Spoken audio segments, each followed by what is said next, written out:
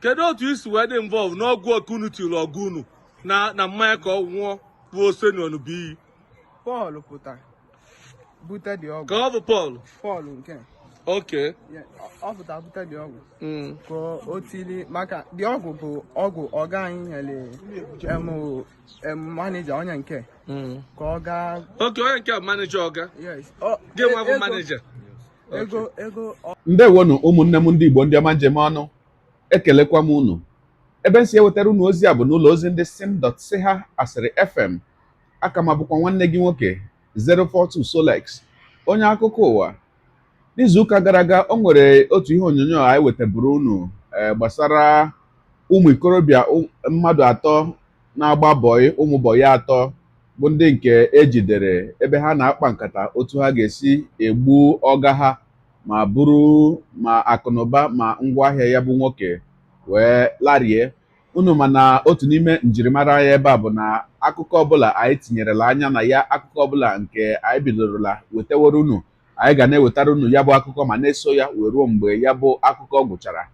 Nke na-eme ugbu a bụ na ha bụ ụmụ bọyị atọ akpọrọla ha si na obodo Lagos wee kpọlata ha ala Igbo. Ugbu a ha nọzi na obodo Enugu Agidi ebe a kpọlatara ha. Amaghị m ka ọ bụ n'obodo Enugu Agidi ka ya bụ ọga ha onye nke ha chọrọ imemi na ndụ ya si, mana ihe onyonyo anyị nwetara bụ ebe ndị ọrụ nchekwa obodo Enugu Agidi na-agba ha ajụjụ ọnụ wee na-ajụ ha ọtụtụ ajụjụ. Ha bụ ụmụaka zakwaranụ ihe dị iche iche ebe ahụ ka ha nọ wee kwukwanụ ọtụtụ ihe nke anyị na-anụbụghị na ihe onyonyo nke ọzọ emere ha na Lagos.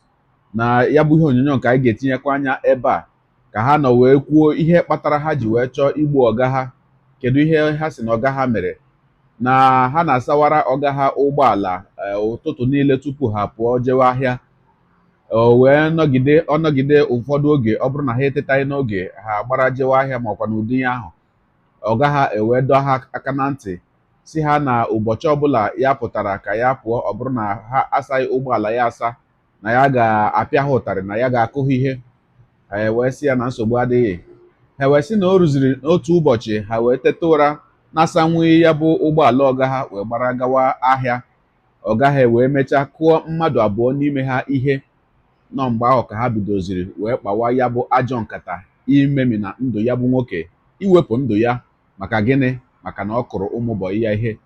Ogologo kwa dị mmanụ ka mgbede, ya mere ọ ga-aka maka iburu oche gị kpụdobe nso ma nọrọ ala ka anyị nyoo anya na ya bụ ihe onyonyo ma hụrụ ma nụkwaranụ n'olu ha bụ ụmụ bọyị ebe a gbara ha ajụjụ ọnụ n'obodo Enugu Agidi nke dị na steeti Anambra. Ka m bịakwanụ. Paul Adibe, onye abịa ka ebu onye agụrụ chegodi na chọm ka apịa veta na onye agụrụ. So kedu ebute na Enugu Agidi tu ụbọchị taa? Ihe bute anyị bụ anyị chi igbu ọga anyị. Kedu abụ ọgụ na anwụ? Osenu onye?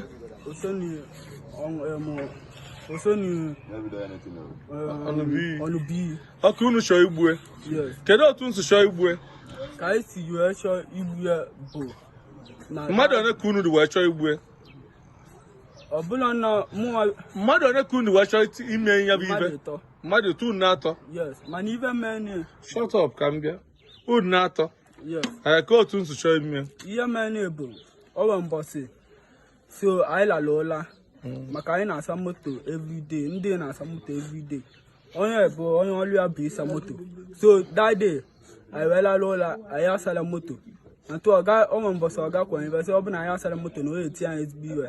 So that day anyị asala moto, ọga wee pụta wee tie mmadụ na abụọ ibe tiche vivo esi baba jasa dị moto wee si m soluba ka njasa dị moto. Anyị sacha dị moto gbogota kpee ekpere. So anyị gbadezie n'ime room anyị. Ibe m onye nke ji wee dị involve this one Samuel. Ibe m o ji wee dị involve bụ na ọ sị na ọ ga ekwesịrị ịdị ndụ ruo kịta. Ibe m o ji wee dị involve, ọ sị na ọ ga ekwesịrị ịdị ndụ ruo kịta. Na anyị egbu ọga na anyị ama nji ọgwụ oke, na anyị eji ibe ya na-egbu ya obele obele, na ejiri ogwu oke na anyị notice na anyị nwa gbuo na ogwu oke na-egbu mmadụ ọsịsọ. So ihe m onye nke ji wee dị involve na that thing. This one Emmanuel ibe m o ji wee dị involve bụ ọnwa mbọsị mpapụta dị ogwu oke ka ntinye ya. So this one wee pali dị ọgwụ oke pachiele azụ.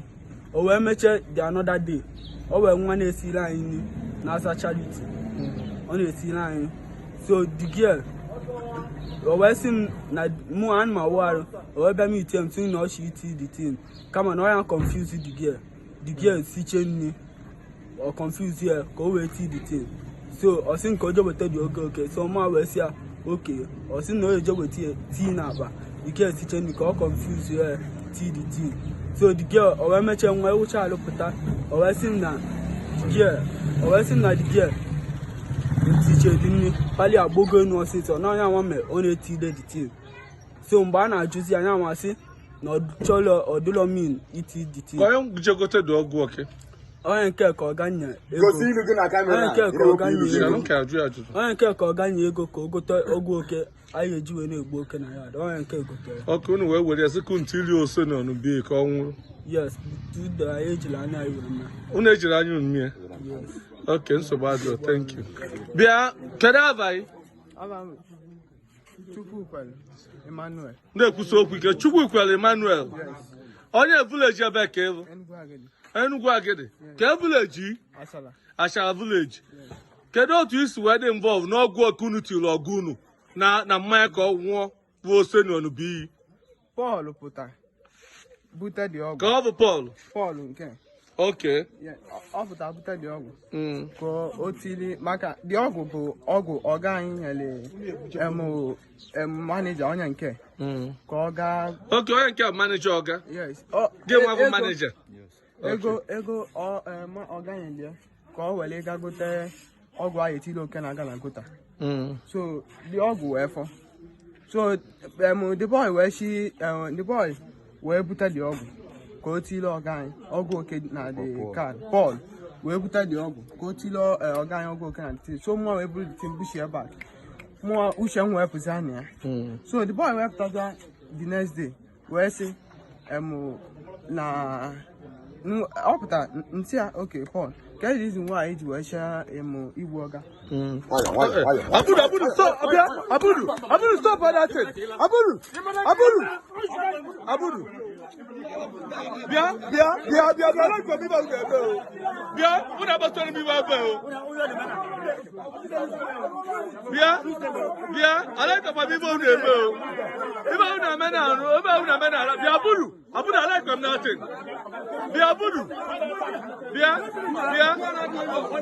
anyị egbo na-etichega anyị ife so and wherever this guy see if I show now news say no oge ọga abịala aba na achọ ka egbuo nu egbu ebe ndị involve ka egbuo mmadụ ka egbukwo nu nke ụmụ n'otu ose adị mgbe ọga anụ abịala ọga anụ sị onye kwuo eziokwu na ya alapịa so onye nke so ka ụbọchị edunete from Lagos today so onye nke mụ na my manager wee meeting wee sị ọkwa ilu ọkụ ihe ekwu eziokwu ọ sị yes na ekwu eziokwu sa true mụ abụ ife gwala ọga anyị na-etili ọgwụ oke true mụ amara na-etili ọgwụ oke mụ amara na ọga anyị anwụghị ọkwa etu so manager nwere ebe chọrọ ịgwakọta nke m bụ na afọ m Samuel maọbụ Okoye so mụnwa amakwụ m onye Enugu Agidi Achara ọnọ nwa osi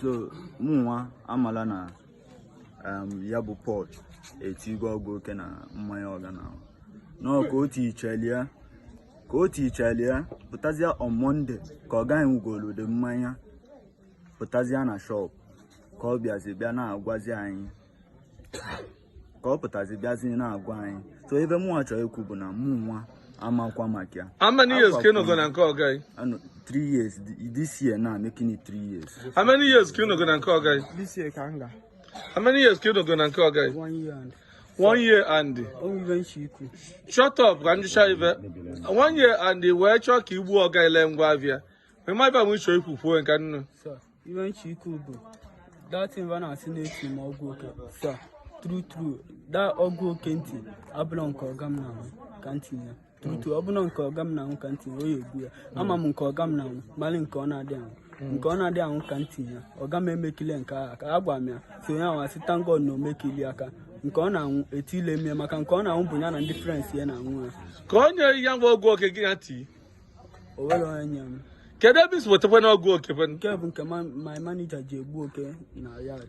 oke nke manager kedu onye nye ya ọgwụ oke ahụ iji egbu oke na ya oke ọ gaghị nye ya ego si m gote ọgwụ oke anyị etinye n'ụlọ ọ gaghị nye ya ego si igote ọgwụ oke anyị etinye n'ụlọ yes ngolo ọgwụ oke tiru oke kedu osisi tiri ọgwụ ahụ onwere onye gwa ka osisi tizi ọgwụ ahụ na mmanya ahụ oke gị nwa ji aka eti kama ibe me nji etie bụ na duto onye nke egwu duto na onye nke a sigo na ọ gaghị ekwesịrị ịdị ndụ ruo kịta so mụ amaghị m ihe ba m n'ime mmejeti oke daalụ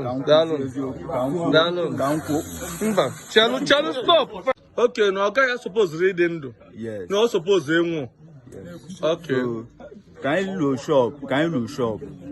shop ọ bịa na-asị Paul wee bịa na-agwazi m na otili ọgwụ oke yesterday nwa amala na otili ya ka ọ Monday ahụ nke ọ pụtazi ka o mezi ka mụ na onye ji wee male na otili ọgwụ oke na ọ pụta n'otu ọ ga wee gbalị mmanya nwụọ na ọ na-eche ka ọ dala nwa sikwa ya na aka m adị ọkụ ya ka ahụ gbasara ya oyibe man okay kedu iso ikwu mgbe kwuo ibe nke anyị nọ na-ene m anya ka ọ which guy Paul bụ ibe tili data ọgwụ oge na ọgwụ ọka so etu ife si aga na oge abụjala anyị alaba this boy na ife emelie na alaba onye na mụ na onye na akwụla anyị ife because of ebubo this guy na bolum. Is that what you want to tell me? No, akwụrụ m ife meluo m alụ because of ebubo this guy Paul bolum but ife mụ nwa na-achọ ikwu bụ Paul nwa na ebe nwa nyanwa mee plan itili ọga anyị ọgwụ oke yanwa tili ọga anyị ọgwụ oke manager says again manager says na ọga supposed ịdị ndụ mba jụọ mụ anụrụ mgbe o kwuli ahụ come on shut up manager kwuo onye ọzọ kedu ibe ikwu kwụsị anyị ike na gịnị esedi ikwu na gịnị mee ọ gaghị ekwesịrị ịdị ndụ na ọ ga-ekwesịrị ịdị ndụ mgbada alụ ọkụ ikirichala ya bụ ihe onyonyo ugbu a nke akụkọ ụwa gala ka nkwukwa na uche m nke nji bụrụ mmadụ ụmụnne m ndị Igbo dịka nsi bụ wee kwuo na ihe onyonyo nke ọzọ m wetabụrụ unu na izuụka gara aga ebe ụmụaka ụmụbọyị a ebe a gbagbukwara ha ajụjụ ọnụ na steeti Lagos a sị m na aghọtazi m ihe na-eme ugbu a ndị niile bụ ndị ọga ndị nwere ụmụbọyị onye ọbụla mụkwara anya onye ọbụla gbadokwa anya maka gịnị na mgbe mbụ ihe anyị na-ahụbụ bụ ndị na-ebe ndị na-eti na ya gbachara ọga ya bọyị lekwa ihe ọga ya mere ya na ya gbachara mmadụ bọyị lekwa ọnọdụ onye ahụ dewere ya mana nke ikpeazụ a ụdị akụkọ anyị na-anụzikwa ụdị ihe anyị na-ahụzikwa ndị ahụ bụ ụmụ bọyị a na-emeburu ebere na ihe ha jizi anya ọga ha wee na-ahụ ihe ha na-emezi ndị ọga ha n'ụlọ o sizikwara ike wee na-asị ka nke a bụkwara ihe ịdọ aka na ntị nye ndị ọga niile ndị nwere ụmụ bọyị maka na o nwekwanụ ihe eji wee zọọ ndụ ha ka ndụ ihe ọbụla ụmụ bọyị ahụ na-emere gị asị m kwuo aga m enye atụmatụ aga m enye obere ndụmọdụ si makwaranụ ma unu ga-akwụsị unu na ụmụ bọyị unu ibi n'otu ụlọ ka ị mara nke na-eme gị ihe ọbụla na-eme gị ị mara ebe o si abịa ọ bụrụ na gị na ezinụlọ gị ga-ebiri n'otu ma ọkwa na ọ bụrụ na ịlụbeghị nwaanyị ọka mma na ibiri onwe gị karịa ịkpọrọ ndị ịkpọrọ ụmụ bọyị gị wunye n'ụlọ o wee bụrụ ha nwa ga-ewepụ ndụ gị ọ bụrụkwa na gị na ha ebighị kedụkwanụ ihe gbasara nri ị na-eri eri na ndị otu ya isi nwa bọyị ya ga-azụtara gị nri nwa bọyị nwere obi ọjọọ nwekwara ike isi ebe ahụ wee tinyekwa ya bụ ọgwụ a na-agba ọsọ kedu ihe ga-akacha mkpa kedu ihe ga-akacha mma ime n'ụdị ọnọdụ a gị nwa bụ onye bụ ọga gị nwa bụ okenye ị kwesịrị ịma ka ị ga-esi echekwa ndụ gị nche n'oge dịka oge a maka gịnị ọtụtụ ụmụ bọyị anya ha nọzi n'elu ọ dị mma. Ndị ọzọ m na-agwakwa okwu wee bụrụ ụmụ bọyị. Gị nwa bụ nwa bọyị, gị nwa bụ onye bịara akpọ gị si na vileji bịa ka ị gbaa mbọ. Nne gị na nna gị na-enwe olileanya na ebe ahụ akpọgara gị na ị ga-agbawa mbọ bụrụ mmadụ bịa nyere ha aka. O wee bụrụzie otu a ka ị chọrọ isi ya kwụ nne gị na nna gị ụgwọ ihe niile ha mere gị, ọzụzụ niile ha zụrụ gị, ọ bụrụ otu a imebọ ha ka ị chọrọ isi wee kwụọ ha ụgwọ. Jee jụọ ndị niile che na otu a ka ha ga-esi akpata ego. Jee jụọ ndị niile ahụ che na ịkpata ego bụ tigbuo zọgbuo na nweta ya taa nweta ya taa. Jee jụọ ha niile ebe ha nọ ugbu a. Ọgaga ahụ ị hụrụ dịka onye ji ego, ọgaga ahụ ị hụrụ dịka onye na-eme ọfụma, ị chọrọ ịkwatu ya ka ị wee rigoro. Ọgaga ahụ akwatughị mmadụ wee rigoro. Ọ gbara mbọ ya, ọ tara afụfụ ya, ọ gbara ọsụsọ ọtụtụ afọ tupu o ruo ogogo ahụ ị na-ahụ ya ugbu a. Ya mere a ahụtazila ndị ọga dịka na ndị a na-eme ọga na ha na-eme big man. Ahụtazila ya otu ahụ. Ọtụtụ n'ime ha makwa na imirikiti n'ime ha ataala ahụhụ n'ụwa. Gị onwe gị ị kwesịrị itinye onwe gị, wetuo mmụọ gị ala, wetuo isi gị ala, taa afụfụ nke dịrị gị ka ị bụrụ mmadụ. Ọ dị mma ka njedebegodi ebe a. Maka gịnị? Atụọrọ ọmara ọmara, atụkwara n'ofeke, ofere isi tinye n'ọfịa. Ọ bụrụ maka ya gị onye ụwa, onye na-egere akụkọ ụwa m, ịmarala na etu esi eme ya. Ọ ga-abụ nnọọ ihe magburu onwe ya ma ọ bụrụ na ị ga-edere anyị ebumnuche gị etu isi wee hụ ya bụ ihe nke ị kiriri ugbu a na ngalaba okwu ka anyị mara uche gị, n'ihi na uche onye adịghị ya njọ. Daalụkwa gị onye na-eso eburu anyị esonye. Ekelekwa gị onye asị gị jide ka iji, onye asị ya jide ka o ji. Ị mara na ka o ji kacha mma. Ekpere m bụ na Chineke nna ga na-anọnyere gị ọpụpụ gị na mbata gị, na-etinyere gị aka n'ezi ihe niile nke ị na-eme. Gị taa bụkwanụ mbụ ị na-ahụ ihe onyonyo anyị. Asị gị nnọọ onye gị na ya ka nọkwa bụ 042 Solex, onye akụkọ ụwa nyere ọkwụkwọ efere mba ụwa. Ya mere ọ bụrụ na ka mmere dị gị mma n'obi nwanne, biko ọ bụ na Facebook na Instagram ka ị na-ahụ ihe onyonyo a, pịara m folo. Ọ bụ na YouTube ka ị na-ekiri ya bụ ihe onyonyo, pịara m sọskraịb ya na mgbịrịgba anya n'akụkụ ka ị nwee ike na-enweta ihe onyonyo ndị ọzọ ga na-ewetara gị n'ọdịnihu. Ọ bụ na Twitter ka ị hụrụ ya bụ ihe onyonyo, pịara m folo. Ọ bụ na TikTok itikere m folo ma atọ ọkụ ma Igbo ndị ọma njem ọnụ, Igbo mụrụ nze m ọzọ. Ekelekwa m unu wee na-asị na ọ ga na-adịrị unu niile mma. Ise ngwanụ tụsawara m ihe onyonyo a na-atụsara m ya bụ ihe onyonyo na-apịrị m aka na share button. Ya mara gị mma ezigbo mmadụ. Udo dịrị unu.